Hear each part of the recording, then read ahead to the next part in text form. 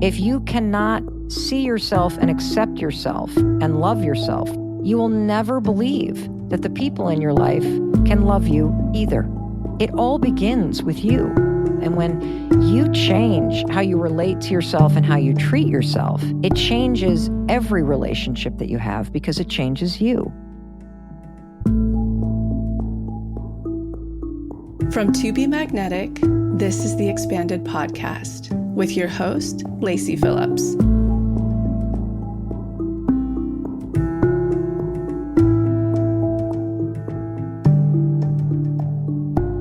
As the leading destination for neural manifestation, we dispel the woo-woo in order to help you create real, tangible results based on neuroplasticity, psychology, epigenetics, and energetics.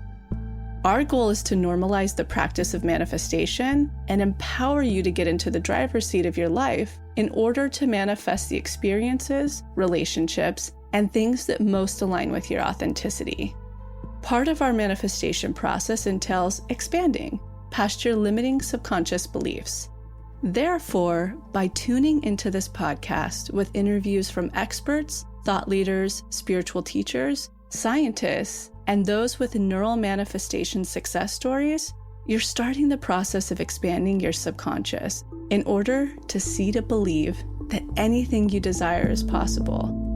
And by pressing play, the process begins.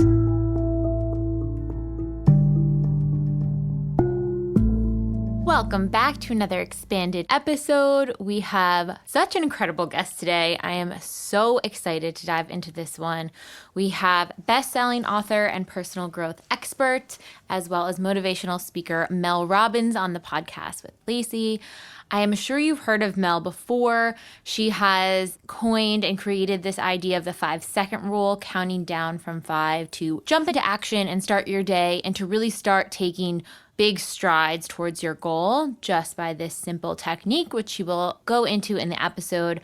But also today, Mel is talking about her latest book, The High Five Habit. So she really understood with the 5-second rule how to get yourself to move into action, but that wasn't really addressing a lot of the limiting beliefs and self-doubt and self-esteem issues that were kind of rolling up for her and finding with other people as well. So with the High Five Habit, she was able to figure out a way to connect and boost our self-esteem by doing a quick neuro aerobic exercise, which you will find out more about in the episode. She goes into the science. She shares her story, which is so incredible. She really picked herself up from the bootstraps of a rock bottom, being a mom in debt with their business and really feeling at wit's end, fighting with her husband and drinking, and completely turned her life around using these tools. And just quick trigger warning, Mel does mention her experience with abuse. It is briefly talked about, but for anyone that might be a sensitive topic, we have the time code in the show notes of when they mention it,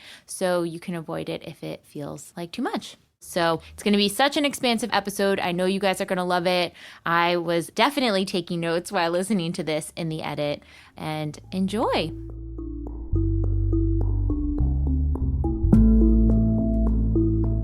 And now a word from our partners.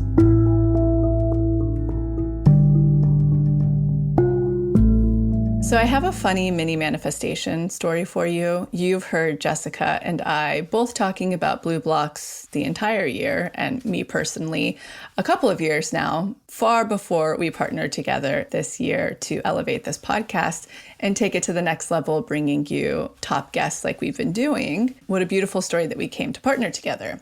Within that, this is actually really cute because I'm one of those bedside readers. I love to read before bed to help me just really sink into quiet, calm, relaxed, and ready for sleep. However, I'm crazy. Speaking of blue blocks, you can listen to the 2 episodes I have with founder Andy Mant, where we talk about why I don't have any lights on in the bedroom in the evening. I only have candlelight. And so to read, it's really, really hard in candlelight. So I've been Googling actually for months and months, incandescent reading lamp, like a book reading lamp, the ones that you can clip to your book and read with, and nothing comes up. And I'm like, why has somebody not invented this? during this time. And then totally out of nowhere, founder Andy Mann shipped me one of their new products, which is their Lumi Clip Sleep Plus, which is exactly that. It's a rechargeable 100% blue and green light free little book clip light that houses their Sleep Plus technology. So not only does this allow me to read perfectly fine now, but it also doesn't provide any sleep disrupting blue and green light. It's flicker free, zero EMF. And on top of it all, it gives off a warm and relaxing campfire feel, just like the candle that's burning by my bedside. And so now I can actually read by the bedside. And literally when I opened this up, completely unexpected, didn't know it was coming to me, didn't know they had invented this. I opened it and I was like, thank you, universe. So it was a total mini manifestation. And I wanted to share that with you. It's only a $29 product. So if you're anything like me and you're a candle lighter, you would probably be lit up about that. So go ahead and check out www.blueblocks.com/pages/magnetic. The discount of 15% will automatically be added to your order, or use the code all caps magnetic, MAGNETIC, for 15% off your order. So things have gotten pretty hippie in Topanga.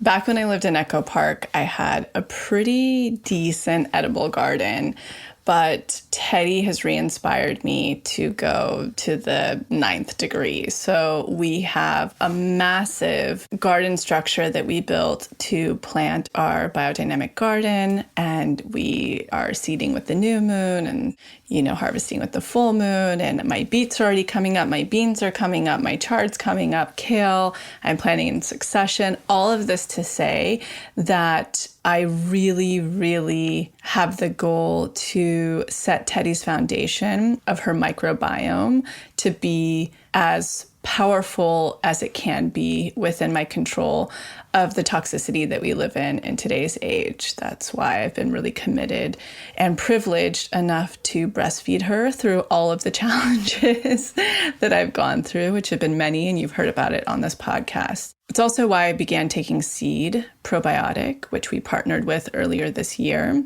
As you know from hearing me talk about them before, that our marketing director, Grace, introduced us to Seed. She's been taking it for ages. She's seen profound results. So when it came time to enrich my milk and help with Teddy's gas, I was like, I've got to get on a probiotic via my doulas, and Seed was obviously the gold standard to turn to, because it is just that. It's the gold standard within the probiotic world. Things that I really appreciate about Seed is that it has a 100% survival rate, meaning that it absolutely gets down to your gut to colonize it, whereas competitors have about a 20% survival rate. Their advisory board is chock with some of the most profound scientists, Dr. Gregory Reed being one of them. He's actually the chief scientist that coined the word probiotic. And beyond that, what I appreciate so much now that I'm hunkering down and homesteading in Topanga with our garden is I'm starting to get serious again about less waste. Something that I appreciate about Seed is it is the most sustainable packaging possible at the moment. They use a biodegradable paper foam.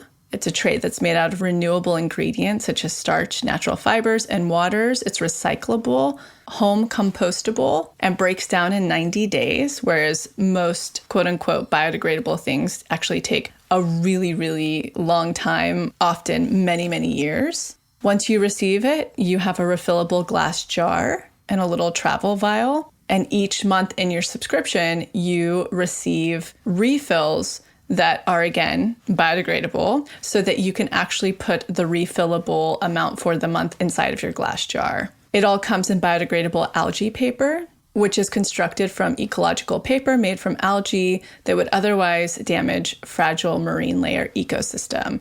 Theirs does not. That monthly refill I was talking about, it's in a biofilm refill protection pouch, meaning that it protects against oxygen and moisture so that the probiotics have that 100% survival rate. And it's 100% home compostable and will break down within 18 months or less. So not only is this the absolute leading, best scientifically researched and most effective probiotic, but it's also the most sustainable. And if you haven't fallen in love with Seed at this point, The company, with their board of advisors, they're working on major initiatives to help improve the honeybees' immune resilience and their microbiome to protect against harmful effects of pesticides, climate change, disease, and habitat loss. They're working on the coral reefs, probiotics for corals, working to increase the resilience of this fragile ecosystem. So, safe to say everybody at TBM is using Seed Probiotics and their monthly subscription. We're incredibly proud of it. We are beyond proud to be partnered with them.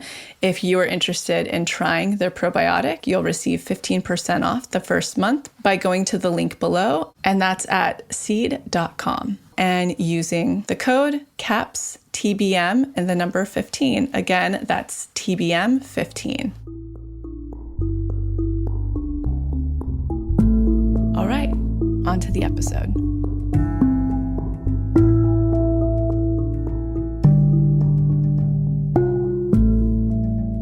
And welcome. I have to start out by saying, Mel, that this is really, really exciting because I was introduced to your work, I want to say 3 years ago. I was at a family Christmas gathering, and in my hometown, therapy, et cetera, is still very taboo, especially for males. And my cousin, who was a father of two and new father, was struggling with massive anxiety and panic attacks. And he got a therapist that he was working with, who he really connected with, who recommended your book to him. And the 5-second rule changed his life. It literally turned everything around for him. And I was like, show me this person's Instagram. This sounds amazing. And I've been following you since. So it's such an absolute honor to have you here with us. Well, thank you for sharing that story with me, because I am 1000% driven by making an impact in real people's lives, and knowing that in some small way, this simple tool that I created out of desperation during one of the worst moments of my life has gone on to change the lives of millions of people and help folks like your cousin, who would otherwise still be struggling with anxiety if it weren't for something super simple to basically hand you control back. That just means everything to me. And I just really appreciate you sharing that.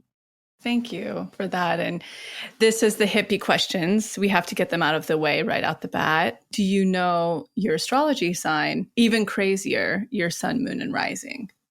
I am a Libra. I was born on October 6th, which I think is one of the most popular birthdays of the year. It makes me a New Year's Eve baby. And yeah, and I believe that I was born in the evening. And I used to know my sun and moon, but I would hate to guess. I can't remember. Yeah, you don't want people to be identifying with potentially the wrong ones. But a Libra makes the world of sense to me already. Why?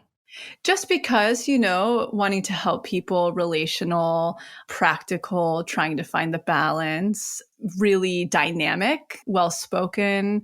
My mom's I actually have a lot of Libras around. And yeah, that just to me makes a lot of sense. And in fact, before you said it, in my mind, I was like, I wonder if she's a Leo or a Libra. So I have a lot of Leos in my life, actually. But yes, I am a Libra. And then the other question we ask everybody, what is your cultural background and upbringing? Well, it's not a cultural background, but I always tell everybody I'm a Midwesterner because I grew up in Western Michigan. But my dad's family were immigrants from Austria. And my grandfather came to this country, the United States, when he was 14 and ended up serving in the Navy. And my grandmother was born in a coal mining town in Ohio and answered an ad to be a maid in somebody's house out east. And they met when my grandfather was basically on a shore visit while serving in the Navy. And then my other grandparents, I think they're French descent, but they were cattle and dairy farmers in upstate New York. And then my parents met and had me when they were very young. And then I was raised in Western Michigan. And this is a completely selfish tangent before we get into any of the good stuff. I think that you live in South Vermont right now, if I'm correct. Yeah. Right. I have been looking for a place in New England, like a farm forever. I was looking in Massachusetts, Maine, etc. But my eye has really been on Vermont lately. I don't actually know any community there. But the one question I'm looking for somebody from Vermont to answer is, in your opinion, what is the best blue water, fresh lake area that also has a forest around it? So like a glacier lake town. So I can set my Googling sites after this conversation. Oh, no question. You need to go to Burlington because you've got Lake Champlain right there. And that's what keeps coming up for me. Aha. Yeah, and that'll be the right community for you. You will love it there. You will find a farm within 20 miles of there. That is where brands like Ben and Jerry's and Flatbread Pizza Company and all kinds of green energy. Like you're just going to really dig the vibe around that area. Wonderful. Okay, tangent over. Let's get into Welcome to the States, baby. Yeah. I've been like, I have the ocean already. Like, I want that glacier crystal blue water. So thank you. I really appreciate that. Let's get into the rock bottom that led to discovering the 5-second rule. Oh, sure. So when I was 41 years old, never in a million years did I think that I would be circling the drain of life. You know, I think when you kind of create your vision for how you want things to go, it does not include, hey, you know what I think I'd like to do? I'd like to be about $1 million in debt. I'd like to be drinking myself into the ground. I'd like to want to kill my husband, be the world's worst mom. Like, you know, you don't ever set out to do that, but that's what happened to me. My husband had gone into the restaurant business, and the first location was very successful. And so, like complete morons, we cashed out our entire life savings and our kids' college funds, and we took out a home equity line and maxed out every credit card and shoved every single penny we could into his growing restaurant business, which were a bunch of little pizza joints in and around the Boston area that he had started with his best friends. I mean, what could possibly go wrong? You know, I mean, the restaurant business is a very low risk investment. And what happened is that, you know, the typical thing happened.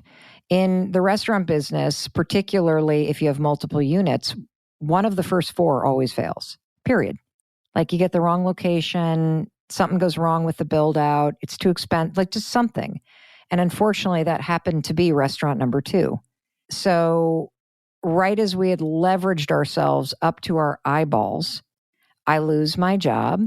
The housing recession hits here in the United States. We find ourselves $800,000 in debt. The mailbox is filled with bankruptcy letters. The phone is ringing off the hook from creditors. And so I finally just had to unplug the phone. Wow.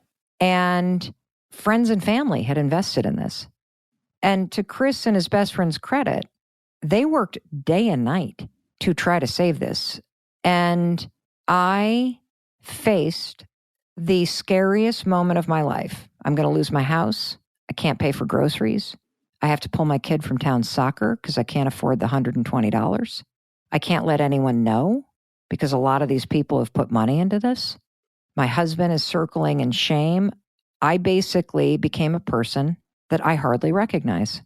I faced my problems like a lot of people do by drinking myself into the ground and screaming at my husband every time I saw him. And, you know, funny, that didn't help, but it's what I felt like doing. I was trying to numb the pain. I was trying to blame it on him because it was easier than being afraid. And I would wake up every single morning and I would lay in that bed and the anxiety would pin me down like a gravity blanket.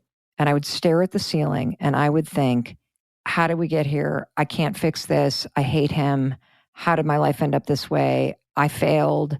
I'm going to have to start over. Is my marriage over? Where did things go wrong? Like just over and over. We're never going to get out of this. Oh my God, oh my God, oh my God.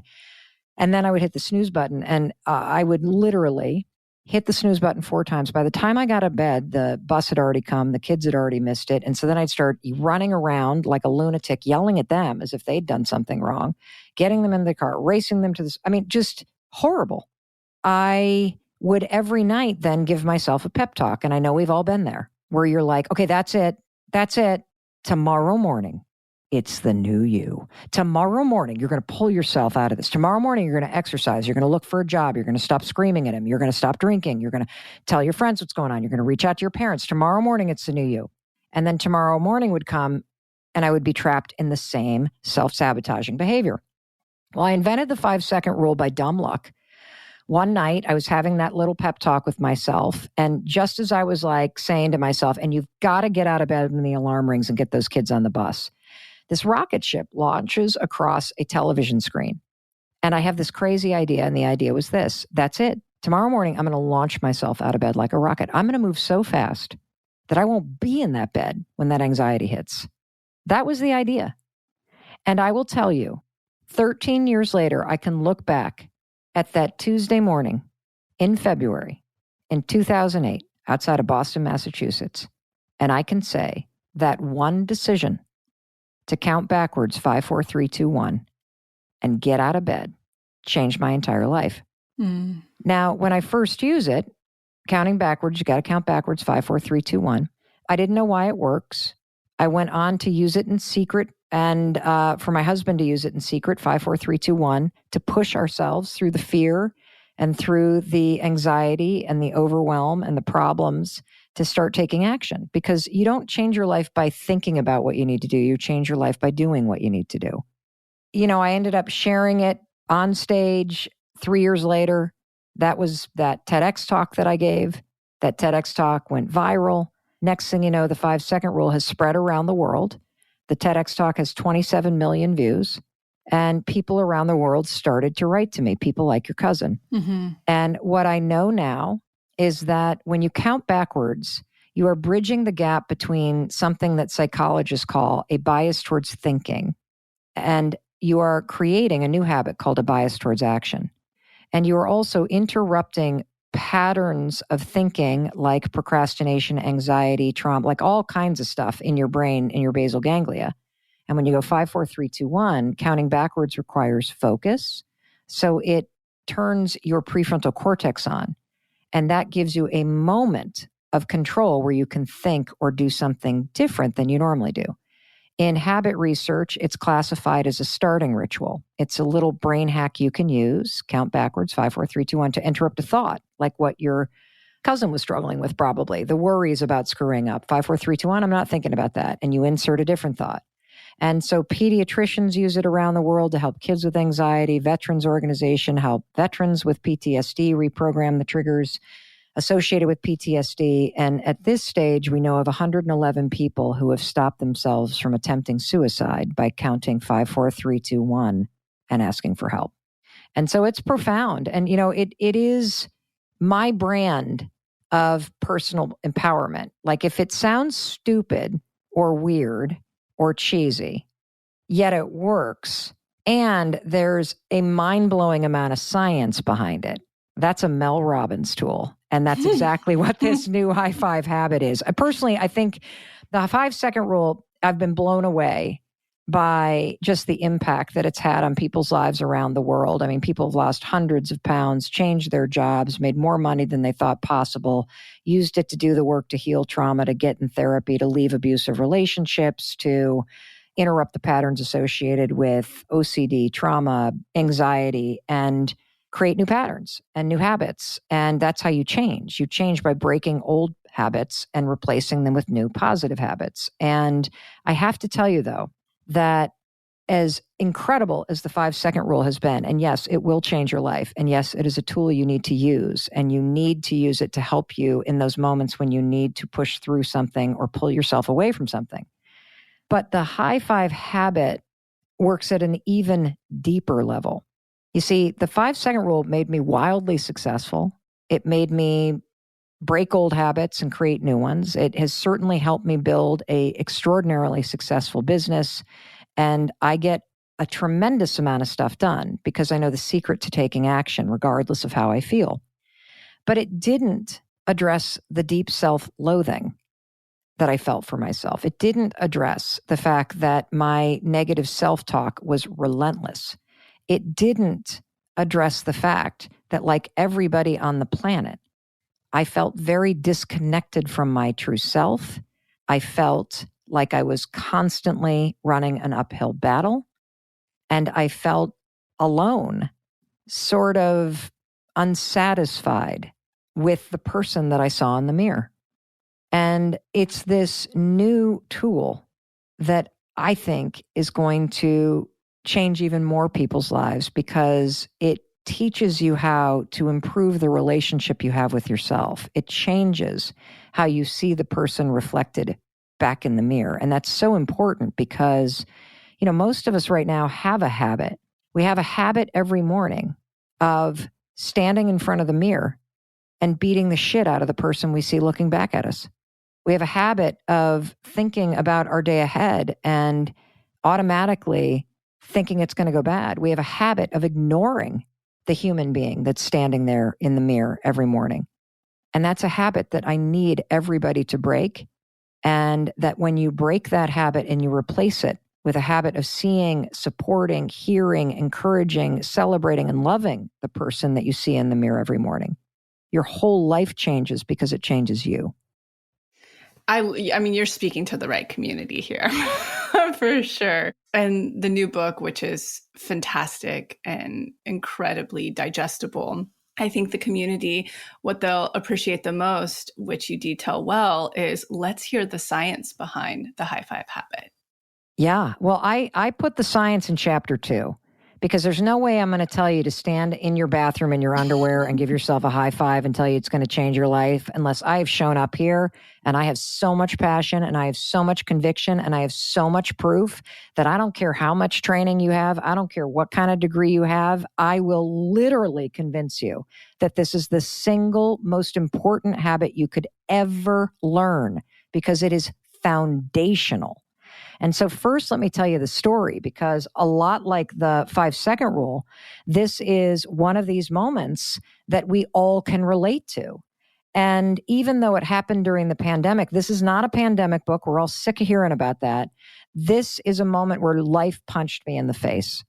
And so you don't even need to know the background of what was going on in my life and my work and in my family to just understand what it feels like to wake up and to feel the weight of the world on your shoulders.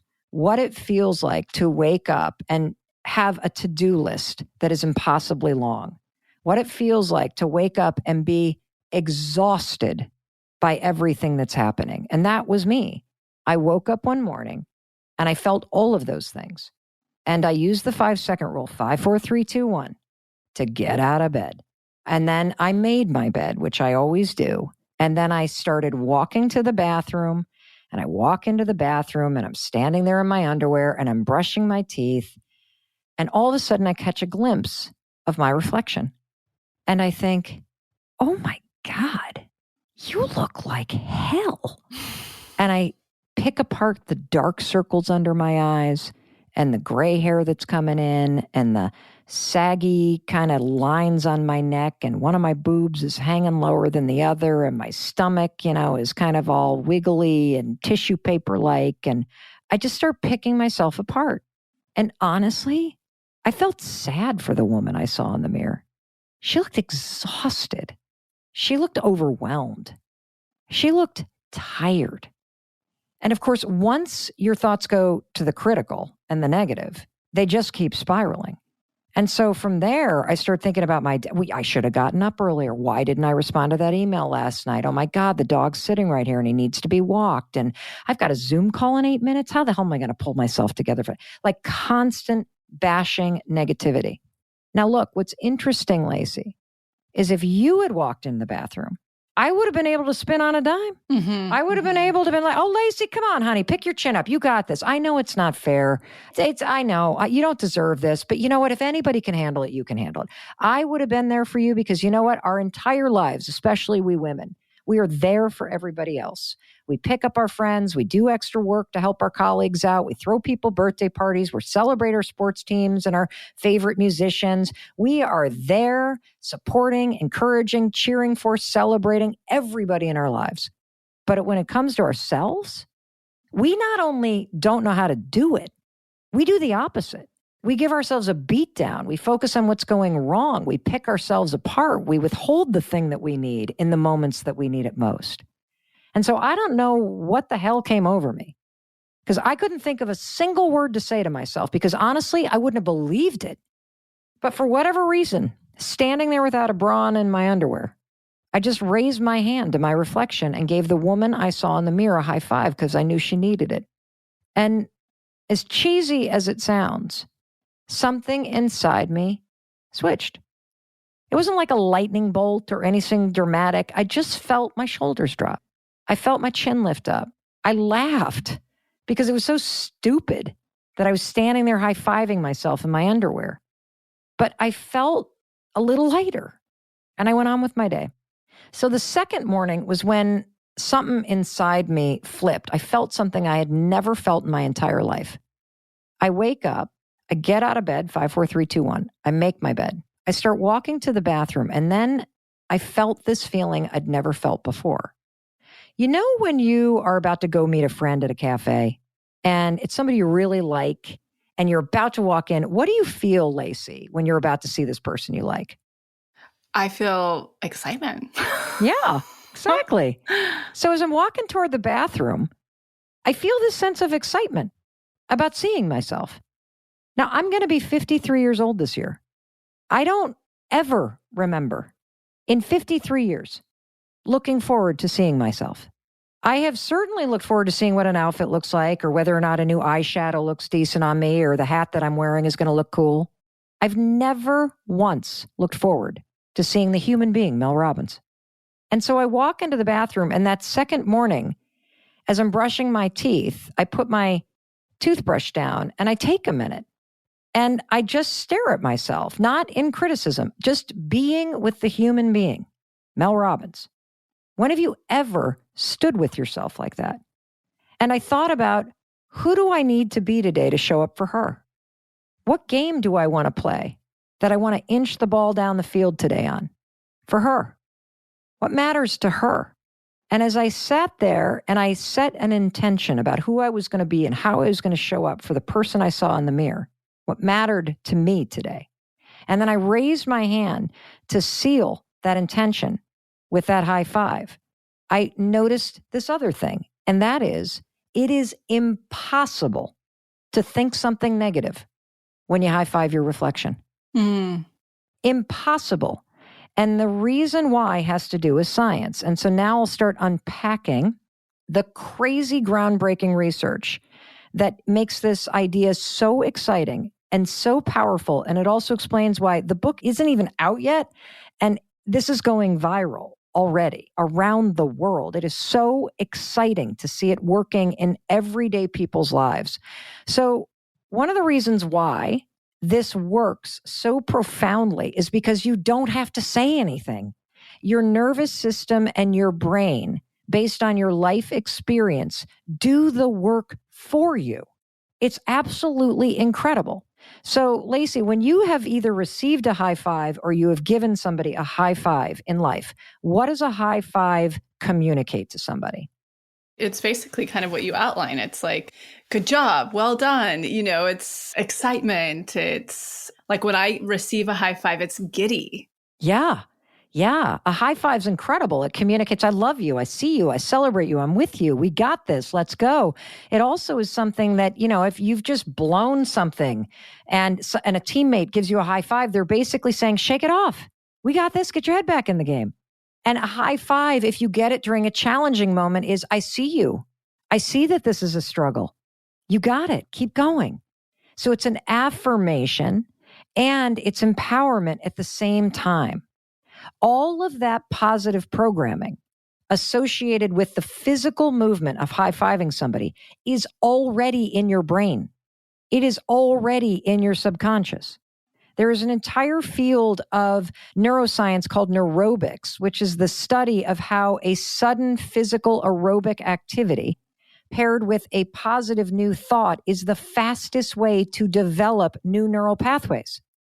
So when you high five your own reflection, something you don't ever do, so it's sudden, and that high five already has positive subconscious programming, that lifetime of celebrating and cheering for other people now gets programmed over your own reflection.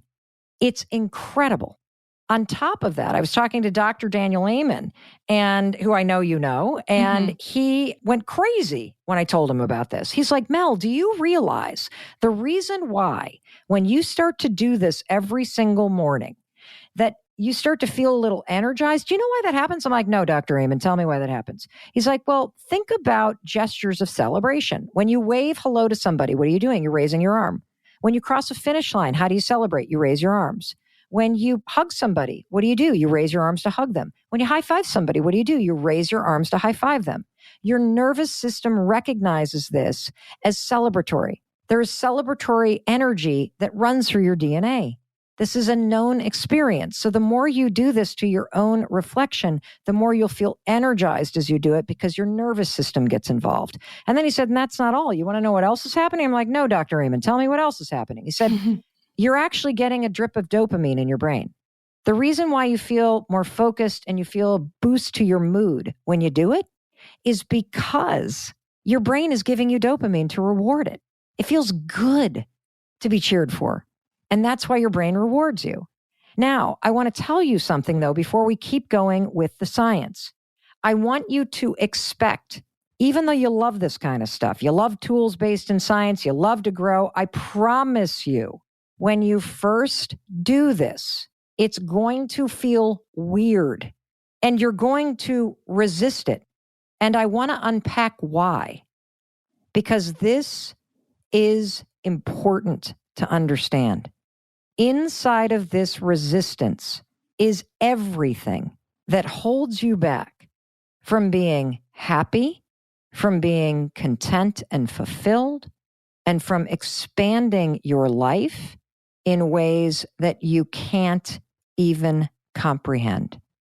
So let me first talk about why it feels weird, because I can explain that using science. Your brain is designed to resist change. That's how your brain is wired. That's why it requires a push or something like the 5-second rule to push through the resistance. I'm a right-hander. I can write with my right hand without it feeling weird. If I were to pass the pen from my right hand to my left hand and try to write with my left hand, I could do it, but it would feel really weird because I'm not used to doing it. It's not a habit yet. With practice, it would stop feeling weird and it would just become second nature. The high five's the same way. You have the opposite habit of supporting and celebrating yourself right now. Your habit in the morning is to ignore yourself instead of celebrating yourself, or to criticize and judge yourself or pick yourself apart instead of encouraging and supporting yourself. So doing the opposite of what you've always done is going to feel weird. I want you to expect it. The second thing is you're going to resist this. You're going to feel cynical. You're going to kind of scoff at it. If you have that response, you need this more than anybody. Because let me explain to you what that resistance is. Because it's sad. It's really sad. When you stand in front of a mirror, what you bring with you is an entire lifetime of judgment. You drag into that bathroom between you and the person you see in the mirror everything that's ever been done to you. The abuse that you've faced, the trauma that you've experienced, the stuff that you've done while you were trying to survive that you really regret and you still haven't forgiven yourself for. All the mistakes, the heartbreak, all of it. It's right there. Instead of seeing somebody that is worthy of celebration because you have survived all that crap, you see somebody who's unlovable. You see somebody who's damaged.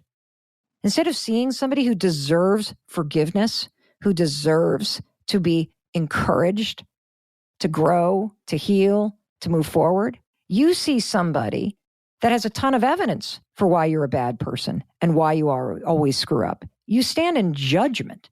That's what that resistance is. And it goes even deeper. We have been so trained to believe that you only deserve a pat on the back or celebration or encouragement when you're winning. And so you also stand there, and if you're not where you want to be, if the number on the scale isn't what you want it to be, if the size of your pants or jeans isn't what you think it should be, if your hair's too kinky, if you're too tall, too short, if you don't have money in the bank, if you drive the wrong car, if you don't have the right handbag, if you're dating the wrong person, if you're not dating somebody, if you have kids, if you don't have kids, like you literally have decided that you're not there yet or you're not where you're supposed to be. And so instead of in that moment giving yourself support and celebration for still showing up and for trying hard today and for still like working toward your goals, you stand in judgment. It's deep. It is deep. And look, Lacy, we all know we need to love ourselves. How the hell do you do it?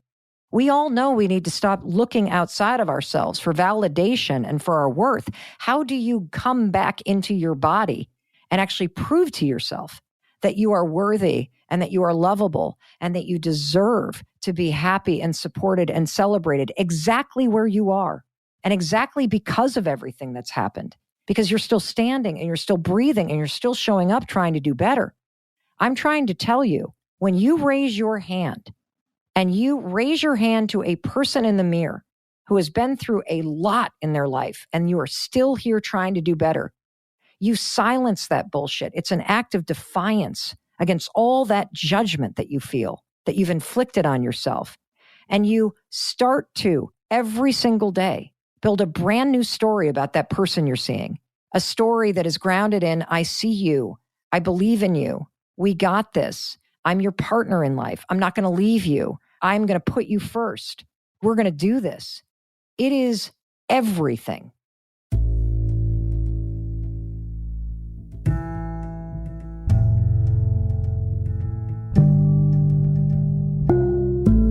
So I'm quickly interrupting this episode to invite you, if you're ready to start your manifestation journey, or if anything you've heard in our manifestation episodes has piqued your interest to begin.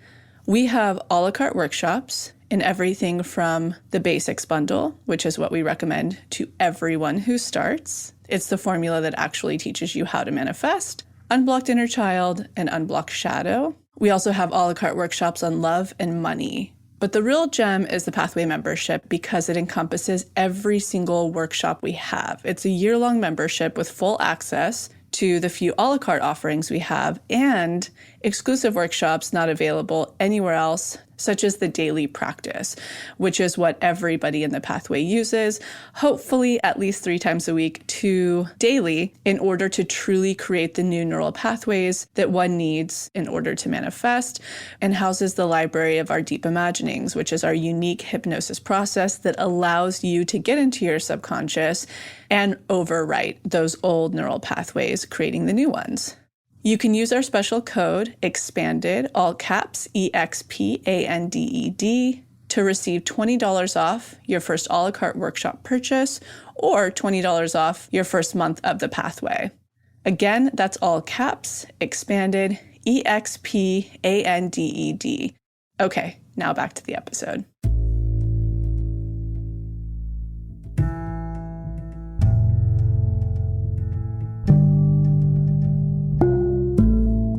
And when people begin doing this, because I imagine many around you have already begun this habit, this ritual, I'll call it, what can people expect, inch by inch? Everybody's experience, of course, will be different, but you, as the guinea pig first, and now most likely hearing others experience even directly around you, implementing this every day, what can one start to expect the edge of difference daily? Oh, it's an excellent question. So, Dr. Daniel Amen already sort of validated some of the physiological things that you're going to feel. You're going to feel, as you start to make this part of your morning ritual, you'll feel a little boost of energy, which we all need right now. You're going to feel a boost in your mood, which is really important because research shows that your mood in the morning impacts productivity for the rest of the day. You're also going to feel more focused and more intentional and in control, because research also shows, and this is something that I've certainly experienced, that when you take just a minute of intentional reflection in the morning about how you're going to show up today, it changes your level of productivity. It changes how you show up as a leader, and it also changes the impact that you have on the people around you. So that's just 3 things that are very simple. But there's a bunch of profound things that people have reported back to us that I think you should expect. And number 1 is you're going to stop seeing your body. You're going to see the human being. You're going to start to build a partnership with yourself. There's this interesting study that they did in the NBA that we write about in the book where, You can predict the teams that are going to make it to the championship rounds in the NBA based on one thing that happens in the preseason. The teams that have the most back pats, fist bumps, and high fives go on to win. Wow. And the teams that have the least number of these encouraging gestures consistently are in the bottom. Why? Well, because these gestures of encouragement and celebration build trust and partnership.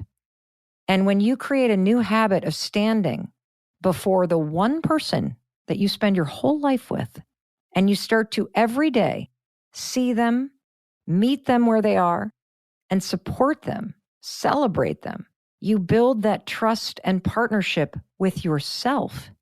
If you struggle with people pleasing, this is a game changer because, your relationship with yourself, Lacy, it's the foundation of every relationship you have. If you're insecure with yourself, if you judge yourself, you will absolutely be insecure in other relationships.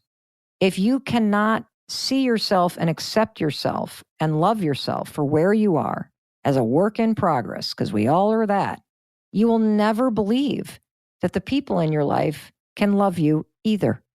It all begins with you and how you feel about yourself and how you treat yourself. And when you change how you relate to yourself and how you treat yourself, it changes every relationship that you have because it changes you. And when you start to love and believe in yourself, you show up very differently in the world. It's so interesting now that I'm a mother, which you are, a mother as well for some time now. I do this practice every day with my daughter, where I tell her it's kind of like the foundation of our work and much of what you're talking about. And I tell her, you're so deserving, you're unique. I go on to tell her you're lovable and the series of things. And of course, now when she can, I'm going to make sure she starts high-fiving herself in the mirror, which I love that you featured that on your Instagram recently of a dad doing that. But, talking about influencing children, influencing the next generation. And you share about that in your story as well, your experiences with your kids and building their self-esteem and the mistakes that have been made, the things that have been powerful. Can you talk a little bit about that as parents? And honestly, for the people who aren't parents that are listening, of how to truly reparent your inner child. I mean, that's essentially what you're doing in the mirror every day. Of course you are. You're breaking generational cycles and traumas. Exactly. You're absolutely right, Lacy. Absolutely right. So a couple things to unpack there. First of all, fabulous that you're saying that to your daughter. Fabulous. The more important thing to do is to model it. And that's where this all comes from, is like, even if we start to say these things, and I know this to be true through all of my research in science as well, we can say anything, but they're going to model our beliefs and our actions.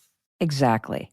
And this actually didn't make the book, but one of the things that I realized in writing this book is that I did not realize how much I was verbally, in a subtle way, bashing my appearance in front of our two daughters. So our daughters are 23 and 21, and we have a son who's 16.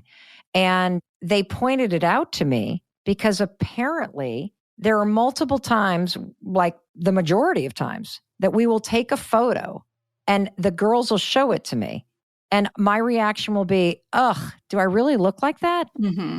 And I don't even realize I'm saying it. And so a lot of the rejection and the negative self-talk that we have is behavior that we have seen modeled by our own parents. It's behavior that they didn't even realize they were doing. And so you have the opportunity to literally change and break generational cycles of self-criticism. That's what you're doing with this. You're reparenting, as you put it, your inner child. I would say you are deleting your mother or father's dialogue and you are rewriting your own. Now, when it comes to kids, it's easy when they're little. It's really hard because you can tell them all day long, and you should tell them that they are deserving and that they're hardworking and that they're loyal and that they're a good person. But life will tell them otherwise. It's just part of growing up. And so the harder thing is learning how to teach somebody to do this for themselves.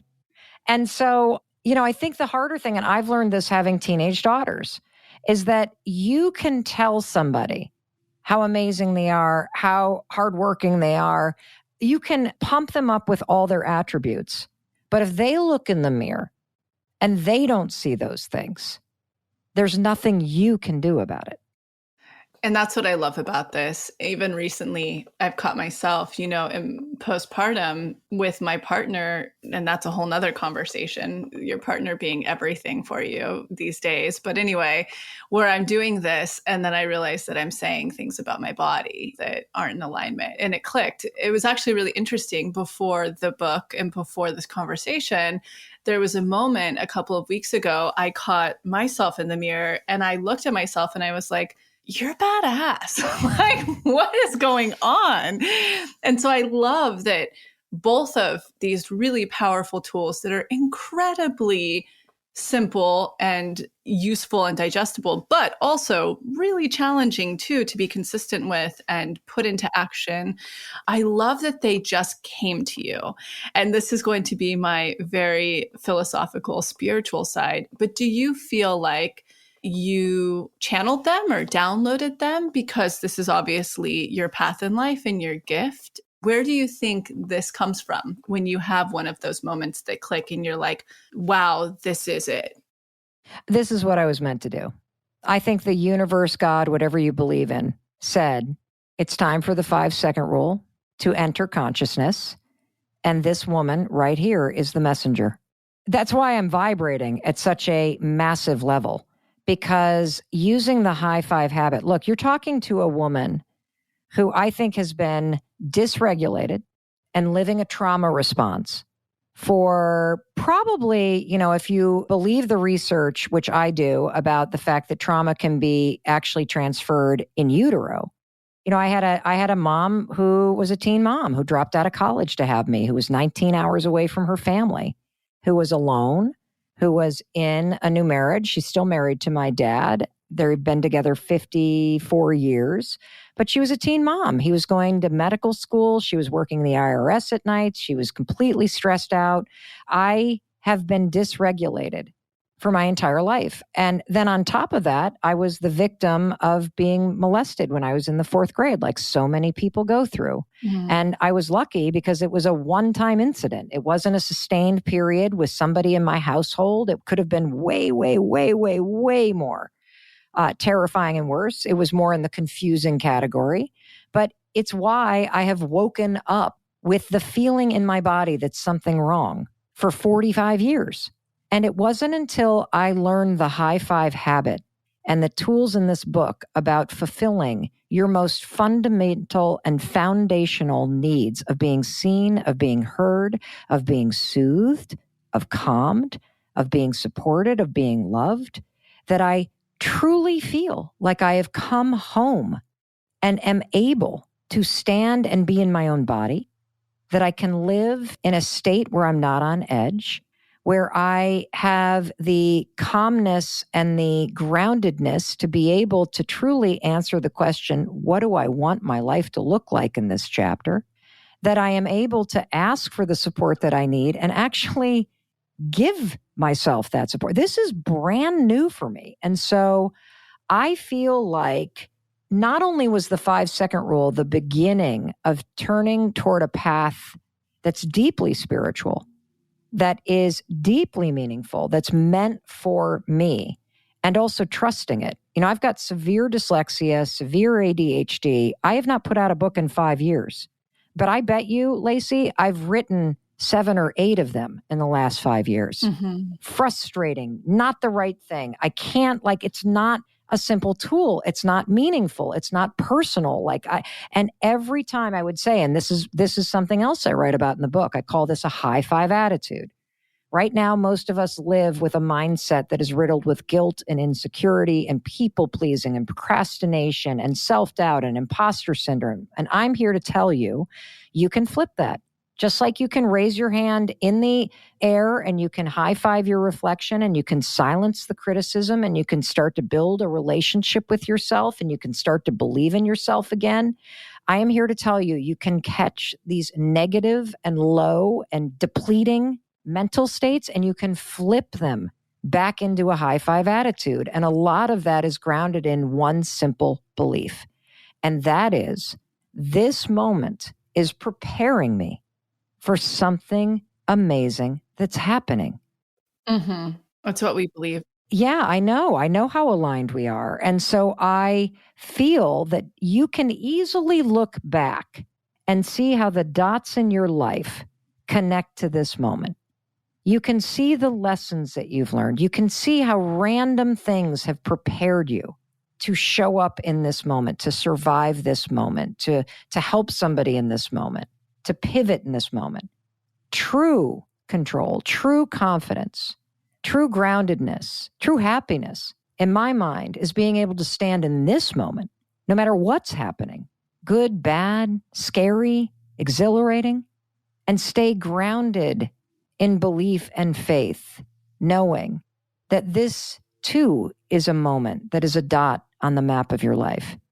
And it connects to somewhere that you're meant to go, somewhere amazing that you can't even imagine.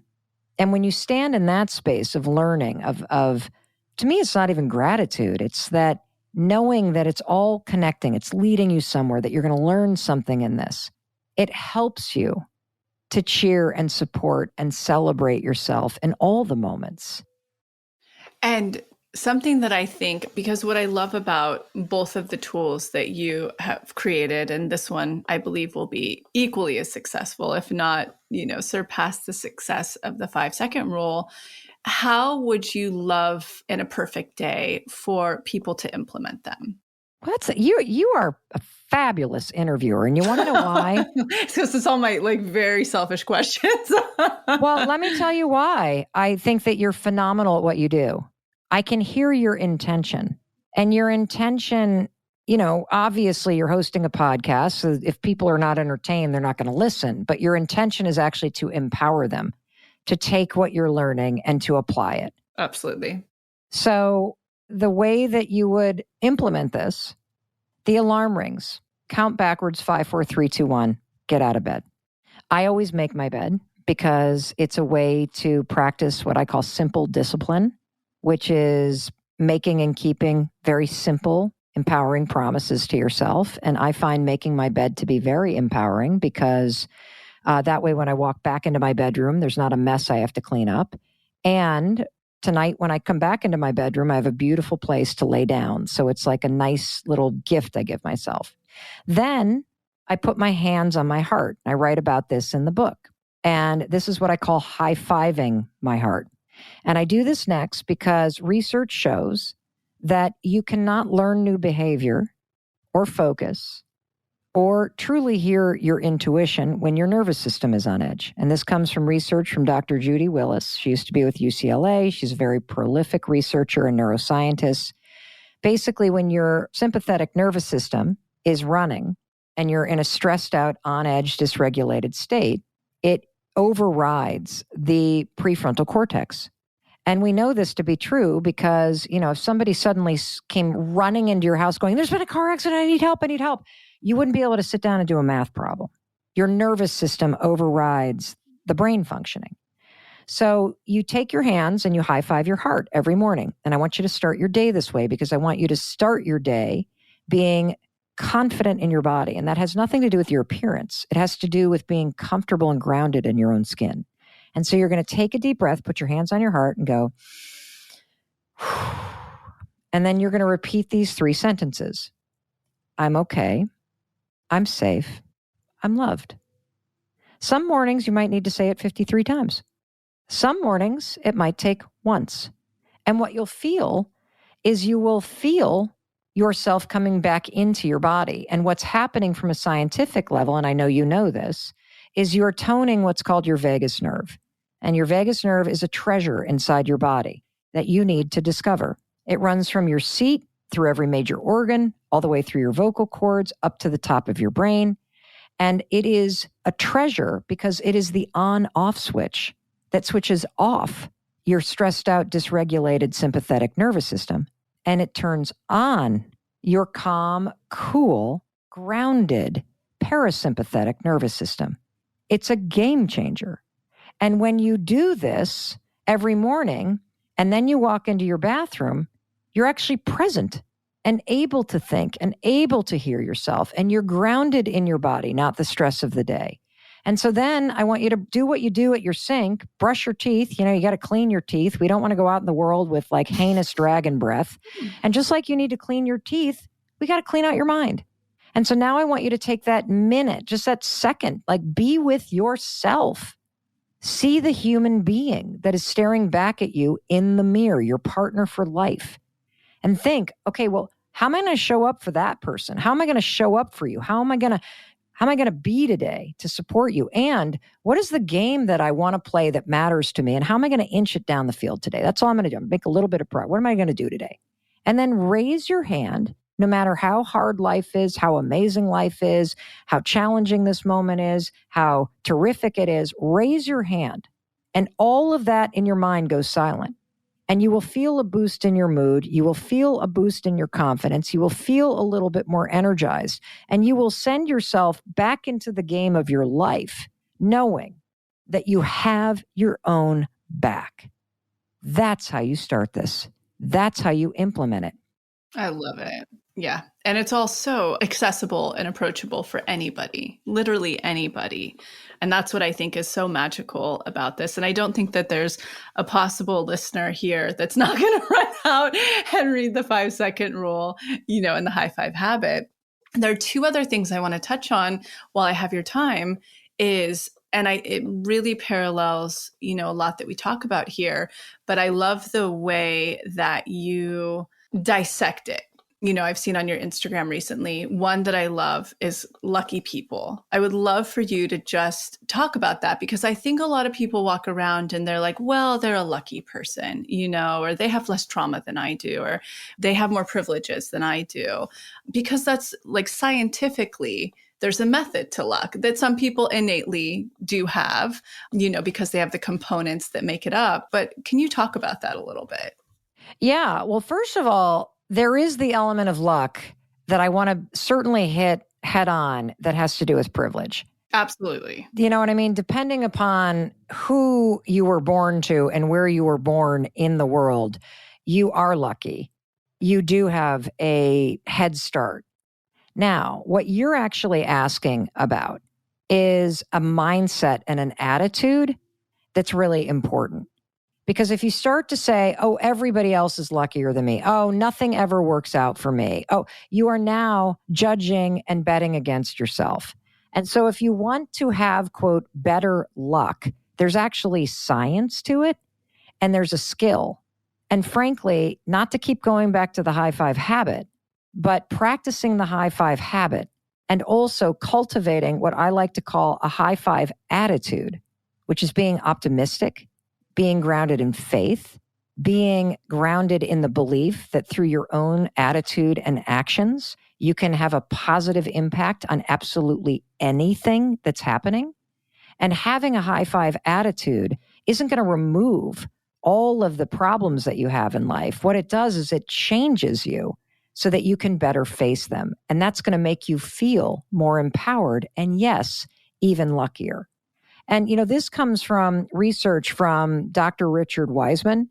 He's one of the world's leading experts on luck. He's studied this for years. He's written books about it. And he basically says it's not magic. There's just 5 habits that you need to practice. And the first one is the 5-second rule is going to help you with this. Unlucky people tend to suffer from overthinking and analyzing everything. And instead of taking action, they sit and think about stuff and then stew about the fact that nothing's happening. So if you'd like to feel luckier, try 5, 4, 3, 2, 1 and start taking action. And the reason why you want to start taking action is because when you get in motion, it puts you in a collision course with really awesome, lucky things that can happen. Yeah. And one thing just for our community, something we sort of call that is following a ping. Often that your intuition will hit you with, do this now, try this now, go there now. This is, it's sort of an intuitive ping. And just to kind of tell people, it's actually acting on the ping, essentially. Yeah. That was the perfect tee up, Lacy. Because habit number 2, according to research in your community, is follow the ping. So lucky people say that their gut feelings guide them. Unlucky people ignore them. The third thing, and this is about a high five attitude, because a negative attitude is being pessimistic and assuming everything's out to get you and the world never works out and da da da da da da da da da. And chapters 4 through 6, I write extensively about the filter in your brain called the reticular activity system. And I write extensively about how the stories you tell yourself and the attitude that you have changes in real time the filter, the RAS in your brain. And understanding how your RAS works is essential to you becoming more lucky, and it's essential to your life changing. And part of the reason why the high five habit works is every time you high five yourself, the filter in your brain sees you behaving like the kind of person who loves themselves and who cheers for themselves. This is called behavioral activation therapy. The action itself is changing your brain. And so habit number 3 when it comes to lucky people is you got to expect good things to happen. So lucky people are optimistic. And 85% of people that this guy studied believe their dreams will come true. Now, will they? Who knows? Who cares? It doesn't matter. It's the belief that makes you take action. Unlucky people, all they see are the obstacles. And they got a bazillion reasons for why they shouldn't even bother trying, right? And another habit that makes you lucky is that lucky people, again, have a high five attitude. They can see the positive side of even the most challenging situations, whereas all unlucky people do is focus on the horrible thing that's going on, which only makes you feel more stuck. And the final thing is that lucky people have this energy, this upbeat energy, which, by the way, that's all about, I don't even have to tell you what a high five attitude is or a high five friend is. And you know what that means. Yeah. Lucky people have an upbeat energy and it spreads. And you know what happens when you spread good energy is good things come back to you. And what do unlucky people do? They complain and gossip. Yeah. I wanted to highlight this because I would go so far as to say is one could call manifestation lucky, or a lucky person, someone who manifests often. And when I was reading that on your social media, these habits, I was like, wow, I resonate with each one of these. And to clarify, kind of reading into the energetics a little bit of the piece of saying the lucky person sees the good in even the obstacles, the way that I intuit that, or the way that I just naturally, after a lot of work, live that, it's not so much the spiritual bypass of like, well, I'm just going to see the positivity. It's actually deducing the silver lining is sort of how I perceive that, or how I emit that in my life. Yes. And so let me take that a step further. I love what you just said, because this is not toxic positivity. We're not saying, oh, somebody died, chin up. Lots of people are bringing you lunch. That's not what we're saying. What we're saying is, even in the most challenging of situations that you survive, you will get through it by finding meaning. Even grieving the loss of somebody that you love profoundly, you get through it by seeking meaning. That's based on tremendous amount of research. I would not be able to sit here and be as effective and as empowering as I am had I not struggled with anxiety for 30 years, had I not been molested. Does that mean I wish it happened to me? Of course not. But I can see how those experiences have equipped me with life-tested wisdom that allows me to do the work that I'm doing now. And that's the kind of perspective that will turn those things energetically into something that can help you versus something that continues to keep you stuck. And one of the other things that I wanted to say is there's an incredible chapter that I know we don't have time to talk about, but there's an incredible chapter that explains the science of manifesting and something called the Zeigarnik effect in your brain, and how to properly manifest using science, which I know you talk about all the time, so that the manifesting isn't about dreaming the end game.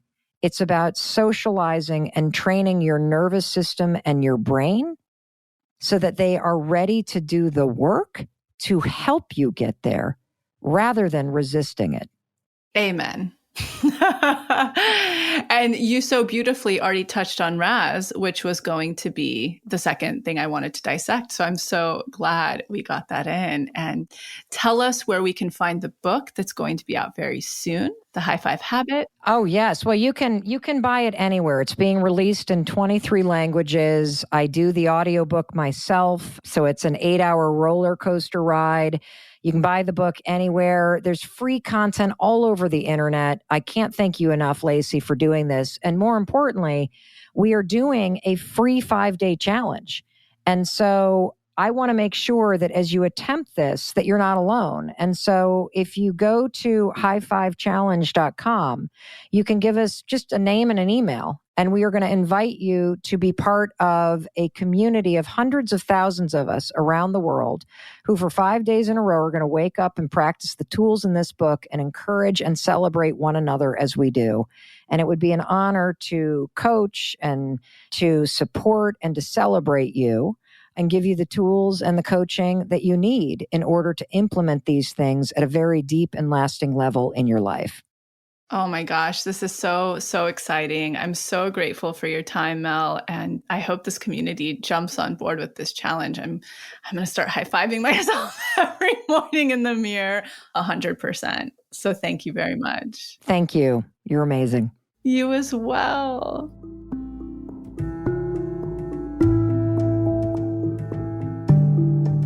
Thank you so much for tuning into the episode. And I hope you enjoyed it as much as I did, we did. And in case you're not totally ready to join the pathway yet, I wanted to share a few of our free offerings that I'll often suggest to people as a little bit of a blueprint to get them started on their manifestation journey. The first place I like to direct people completely for free is the motivation. You can see it linked below or on our homepage as our testimony library. And it's categorized by different subjects, whether you're calling in career, money, love, wellness, and much more. When you're reading about a member's experience of what they manifested, you're actually seeing to believe and showing your subconscious that that very thing is possible for you. The second place I like to direct people is to the free clarity exercise, which is also linked below. In it, you get to try our own unique hypnosis process, learn about the science, and some journaling prompts. And the best part about this, you'll get a tiny taste of what it's like to go into your hypnotic state, bring your subconscious forward, and create new neural pathways while receiving clarity. And the third thing, if you haven't listened to it on this podcast yet, please go back to the episode titled Manifestation 101, where you'll learn the basics of neural manifestation to truly understand this process. So go ahead and check out those free resources, the motivation, the free clarity exercise, and the episode Manifestation 101, all linked below.